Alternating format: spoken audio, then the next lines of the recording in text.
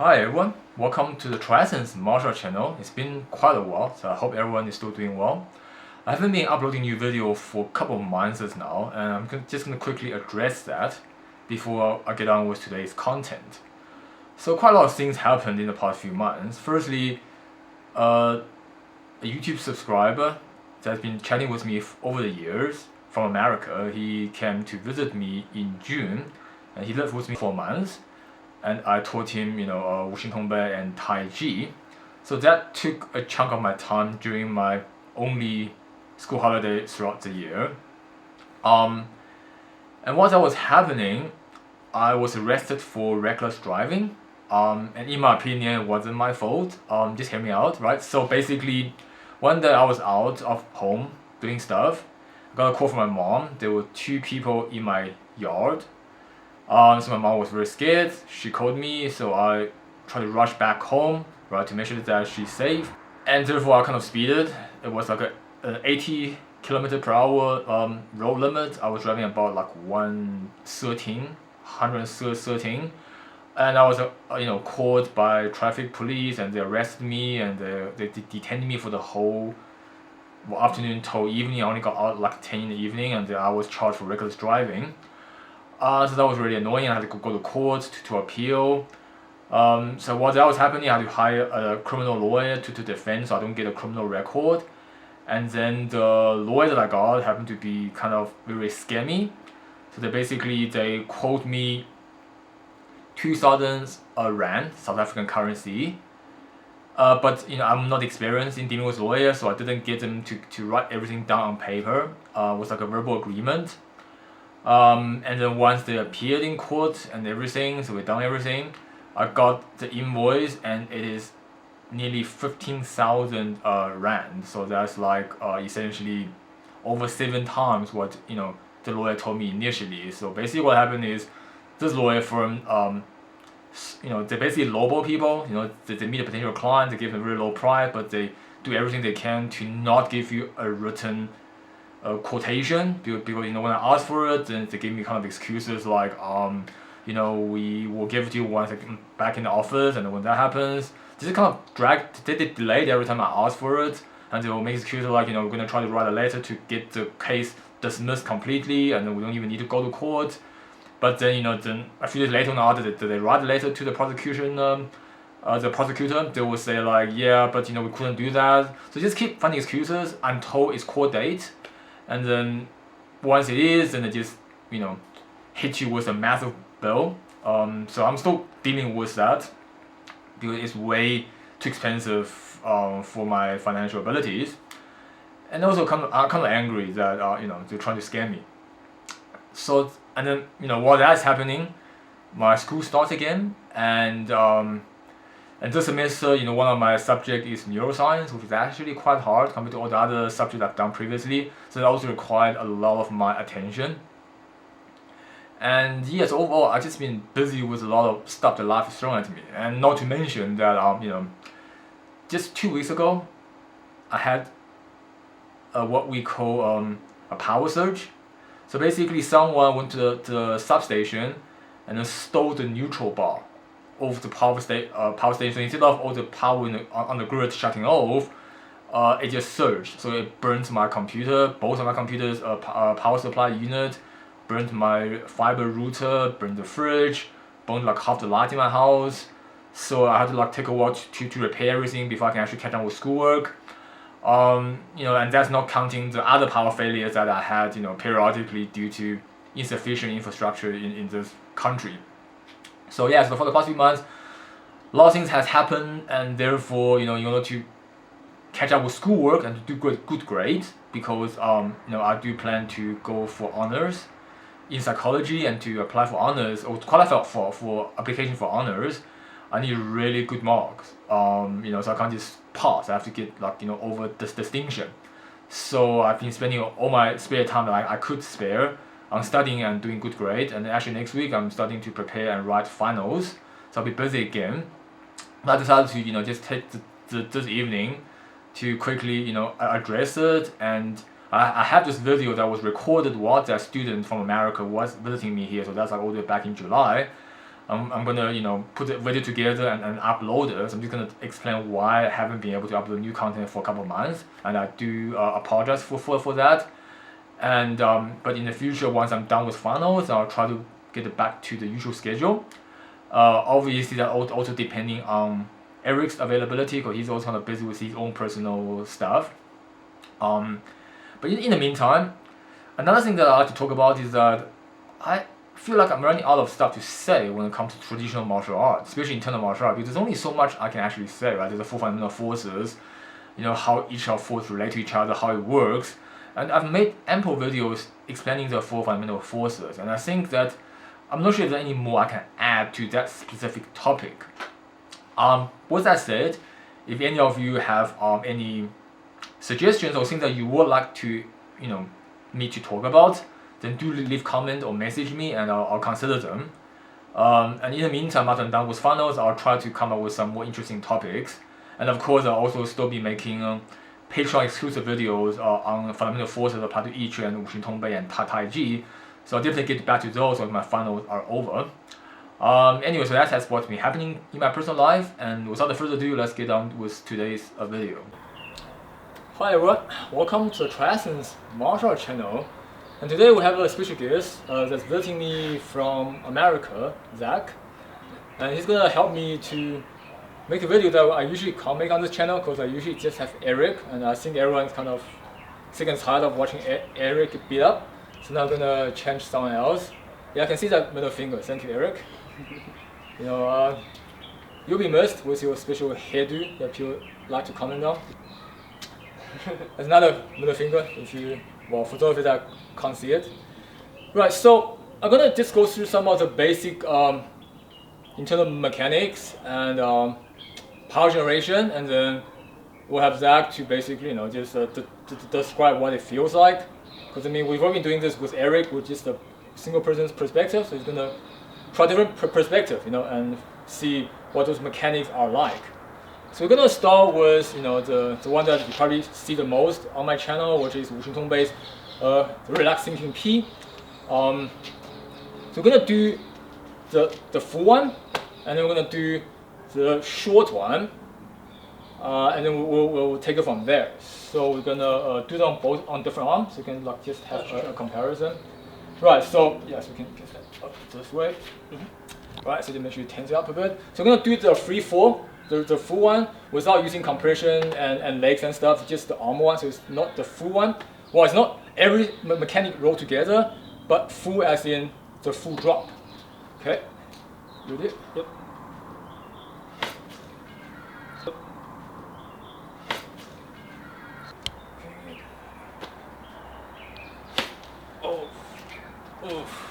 Oh, No, you're good. You're good. Yeah, I felt that. Okay. All right.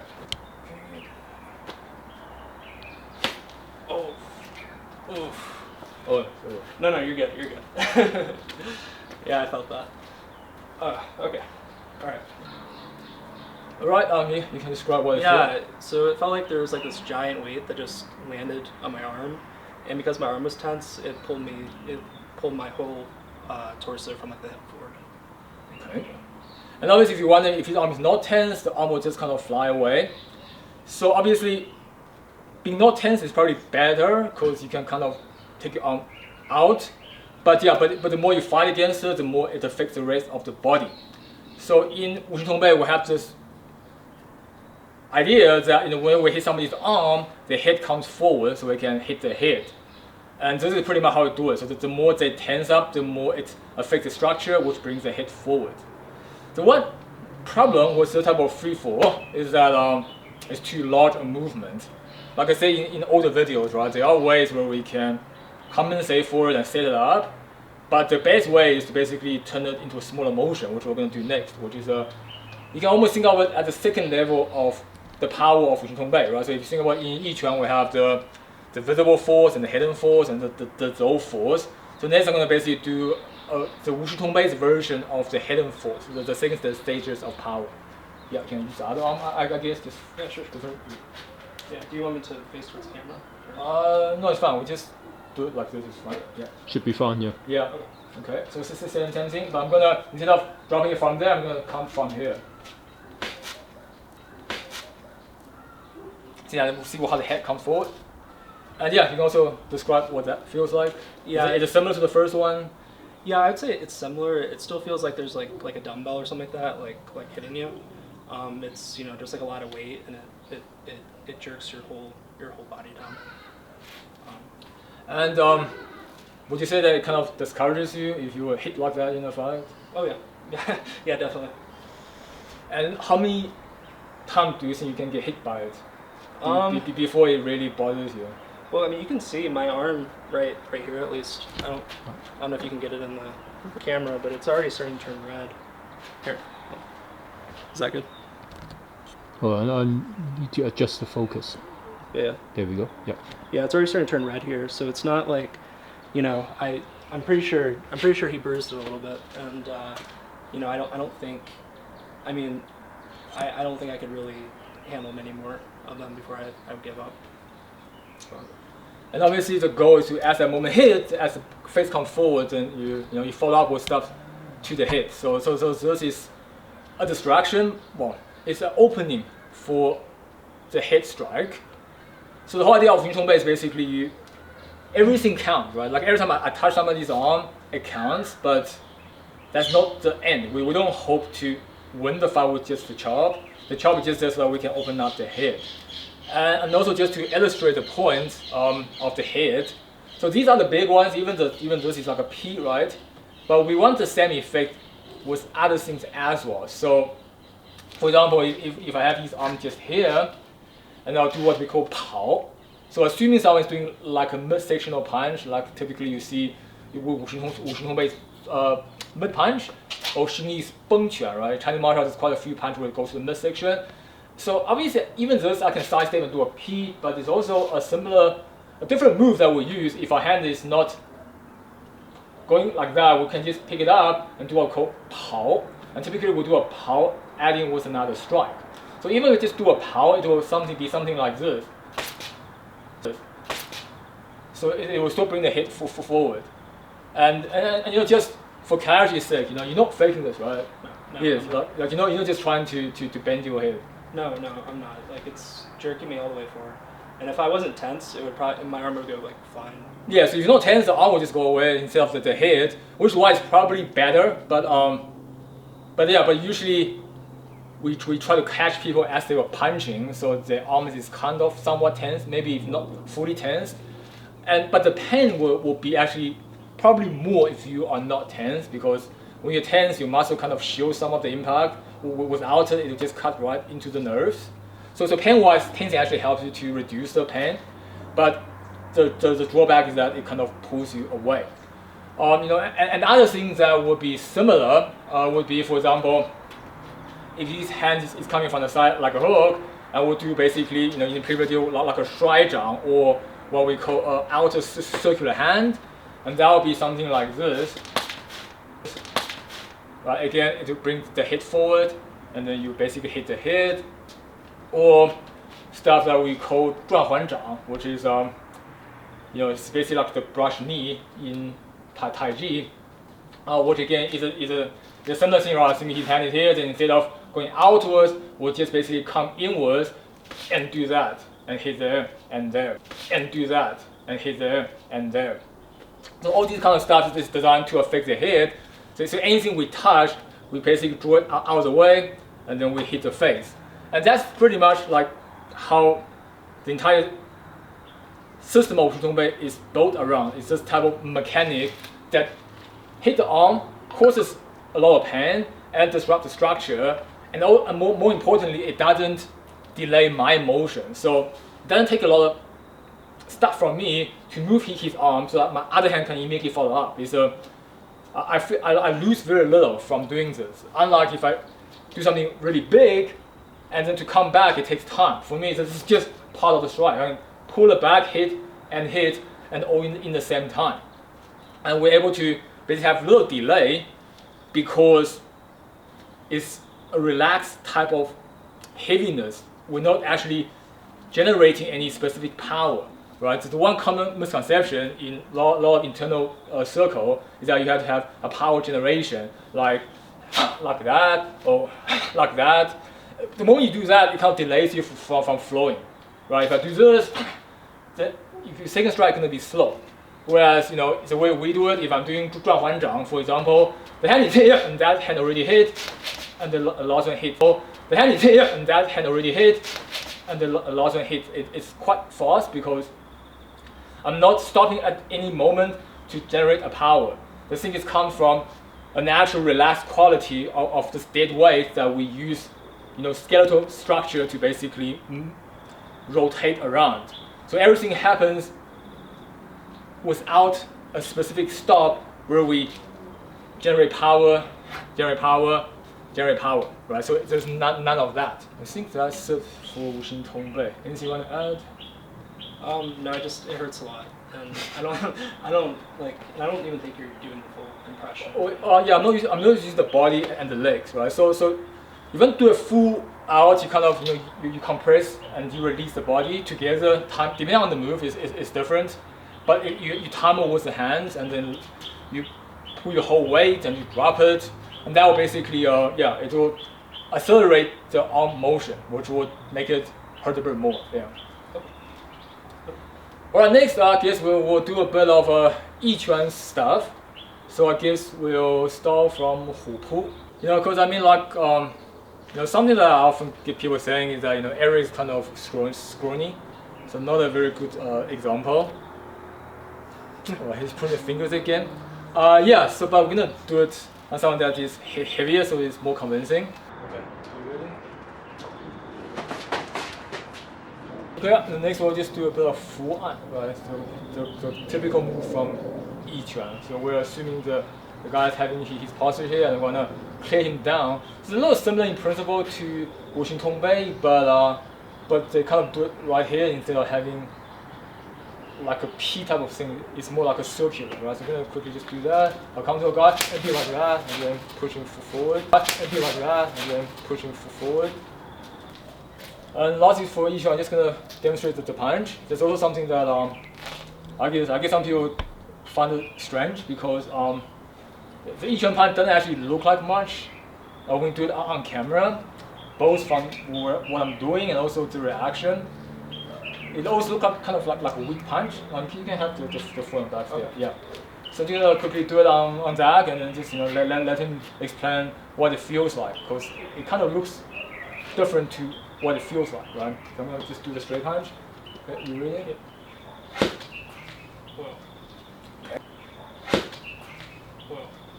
Okay. Yeah, it was kind of like when I felt it, like the way it hit, I didn't feel it as much like right here, but it like moved my like whole body back. So it was like a force that like almost like the push back. Like Oh, exactly like that. Yeah, almost like the hoop push. It like knocked me backwards. Yeah. Okay. Yeah. And next we'll just do a very light 在一拳, right? 在一拳 is what I don't really like to do too hard, but just for the experimental sake, so it'll be something like that. Okay. You good? Yeah. Oh. Wow. Oh. Wow. Okay. Yeah, that impact, like it was much. So the other one like moved me a little bit, but this impact, like I felt it much more on my chest, and it kind of like shook my. It has my body like shake in place a little bit rather than like moving it backwards. Okay. Yeah. And because you're wondering, right? With punches, there are always two things you can do. You can either try to project the person, or you can just try to aim inside, right? So those are two different approaches. Like traditionally, when we, in a friendly kind of contest, you don't want to hurt the guy, especially if you know them. So they will usually opt for a more displacing type of force, and that's basically what that first punch is like. But just for argument's sake, even the straight punch, it can kind of also just be focused more on the inside rather than pushing the guy. Yeah, it felt different from the first one, right? Yeah, I did. Actually, that hurt a little bit more. Yeah. And obviously, without this, it will hurt a lot more than without, than with the pad. And the whole idea of the Yiquan punch is basically a very minimal motion, minimal preparation. Like I don't have to do anything. I don't have to come here and do that. all I basically do, I just go to come out to the guy and just lunge punch like that, right? So if you add that to the previous full arm, right, assuming that the guy is up here, I'll just basically come here, and these are the punches. So even though they hit might not be extremely hard, but they're hard enough and they're fast enough to be repeated. And that's the most important thing. Every time I hit him, it gives a shock, and that can distract him, allow me to hit him again, and eventually, try to knock him out. So each one might not have the hardest absolute hit, but given the amount of, or the lack of preparation and distance that it needs, it definitely has a very prominent hit in terms of internal martial art. And I guess lastly, we just, do the classical Tai Chi thing that we always do in my lineage when talking about structure, where basically, just grab my wrist, and we'll basically just be pushing against him. But again, right, Eric kind of scrawny, so we have someone bigger. So the first I'm going to demonstrate is skeletal foot, right? You ready? Okay. Okay, as you can see, this is just purely from releasing the point of contact. So now I've talked about this in old videos. If I'm pushing just against it, like that, but then I release it back to the head, and then that's where it repels to the person. Like that, but then I release it back to the head, and then that's where it repels to the person. And obviously the next one, we're going to just briefly add a bit of the awareness, and then see if that makes a difference. You ready?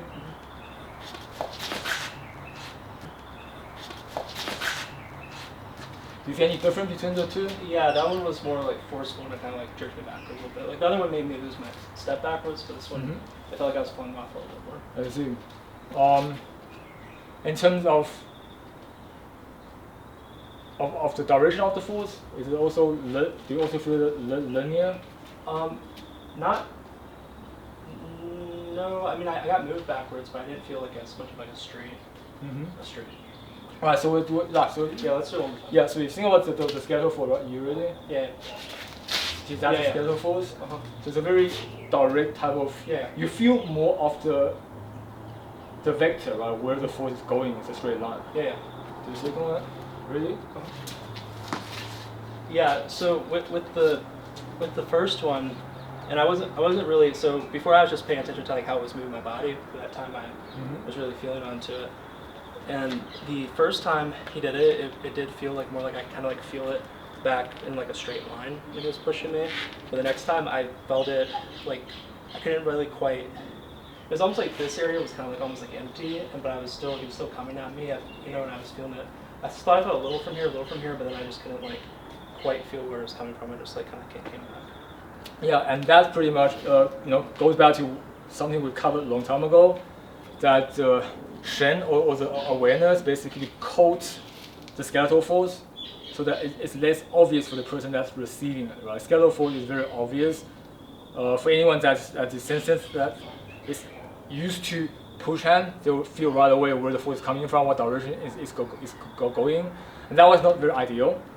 When we add in the Shen or the awareness, then that force kind of coats over the first one, and basically that's what makes it less obvious, and we basically use that have an edge versus people that also are well versed in push hand. And I guess another thing we can probably do is just the pushing on the chest. Right? So if I'm going against him, so you'll feel so you push against me, and you see, so this will be the chest, and then when I hold it out, like that, like that. So, you're not feeling that, right? No, I'm not. Yeah. So what kind of feeling do you get? When I first pushed in, and he kind of like did that, I felt kind of like a cement, like almost like a bag of cement or like a cement wall maybe was going against it. But then when he like hollowed it out, it was like I sunk in just a little bit, and then like it like didn't feel like before it felt really hard like on the contact point, like there was like a lot of force right there. But when he did like the other thing, the force didn't feel like it was coming from directly there, and it just felt like it was kind of like I was being pushed back, but it felt soft here, if that makes sense. I don't really know how to describe it completely. But. Yeah, so that's also an example of separation of yin and yang, right? So we talked about this in the past. In Tai Chi, you always want the point of contact to be passive yin, and then you have the opposite side, which is on my back, to be yang. So I'm still pushing him, but it's not always the point that he's controlling. And that's pretty much the most fundamental mechanic of Tai Chi, right?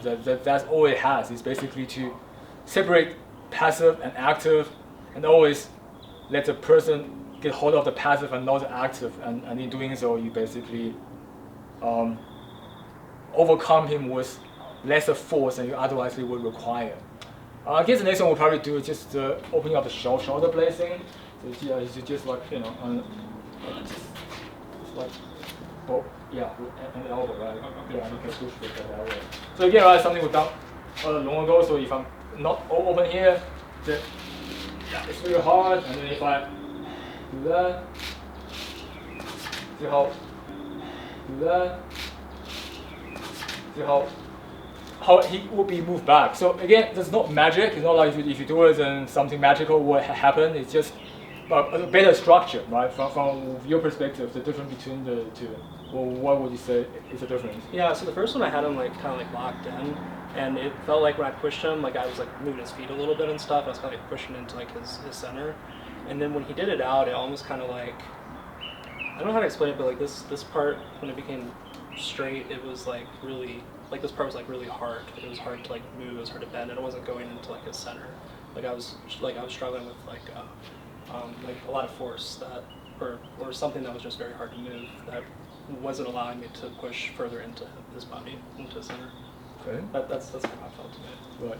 Again, you can also do another one that, you know, other masters would like to demonstrate. Personally, I don't think there's any real application to it, so I don't really like doing it.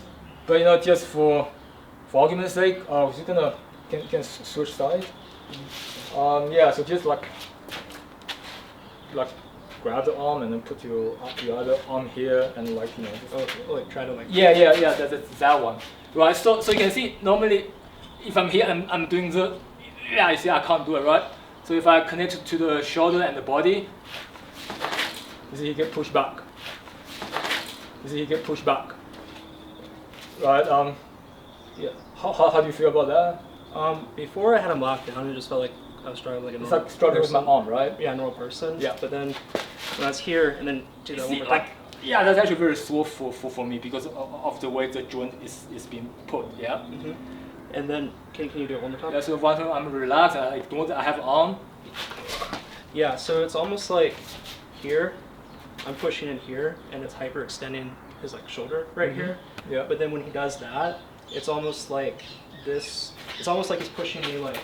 It's almost like going from here, and he's pushing in like here, and then going into like pushing like right on my shoulder, like that. That's how it feels. It feels like I'm pushing on like somebody who just like shoulder checked me. Yeah, there's a lot more force of the sudden, right? Yeah, that basically comes up. Yeah. And that's basically because you know, instead of trying to fight him on the joint that I'm in a disadvantage of, I'm basically connecting that joint. I extend the joint and then connect it to the rest of my body. And once they become all one piece, I just move my body and then the force naturally transfers to him. It's just like if you have a block, right? Like wooden solid block, push this side, the force goes to the other side. The block basically fully transfers the force. So normally, if you move your body, the joint kind of moves and the force kind of get lost or they kind of get stuck here. But if I make everything into one solid piece, when I move by my legs, the force naturally goes all the way to him. So instead of him holding me as a joint, he's essentially pushing on a wooden block that pushes up. So that's why I'm able to overcome him. And you know, I've made this explanation long ago, but just, you know, for argument's sake, as you can see, this doesn't require chi, doesn't require any power, any mystical power. It's just pure body mechanic with some Newtonian physics, and that's it. Yeah. So this was something that I had tried on someone else who had internal ability that they kind of knocked me around a little bit. Yeah. So from this lock right here, it's he's very like. Yeah. If you set this up on somebody, they're almost just it's pretty much locked already. Yeah, and I feel that the strain on the shoulders is very uncomfortable. Yeah, so if I step over and like get down, okay, are you ready for me to like go? Okay. And so if I pull into it like that, and so if I pull into it like that, okay. Yeah. Okay. Yeah. So usually when I'm pushing that much force on somebody, like they would just go down immediately with that because I have the line established. Yeah. So again, it's the same as the previous one. You know, there's no mystical chi. Just connect this to the rest of the body. So when he's actually doing that, he's not actually bending my arm against my body, but he's actually just trying to bend my body because this part can connect. And then if I put my body in the correct posture, then his force transfers to the body, and then when I'm moving back, then I'm moving against his force, and that's pretty much how you actually do this demo or trick or whatever you want to call it. But personally, I don't really like these things because they don't quite translate into combat. It's just kind of stuff that looks good. But if you're curious how these are done, this is pretty much how the mechanics behind it actually works. Anything else you want to add? No, I think we got everything covered. All right.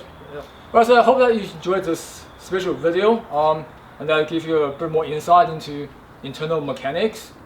And if you find this video interesting, then do consider subscribing to my YouTube channel. If you can support me on Patreon, that would be greatly appreciated. I have a whole list of Patreon exclusive videos where I go into depth explaining how to do internal mechanics using the 4 fundamental forces and analyze those mechanics using scientific principles. So if that's something you are interested in, then do consider supporting me on Patreon. And a huge shout out to all my Patreon supporters. And a special shout out to new supporters Dieter and Brad Farah. As always, thank you so much for your support. And your support that enabled me to continue making videos. So thank you so much. And as always, if you have any questions for current content or suggestions for future content, always feel free to message me. I'll get back to you as soon as I'm able to. Thanks for watching TriEssence Martial Arts channel, and I'll see you next time.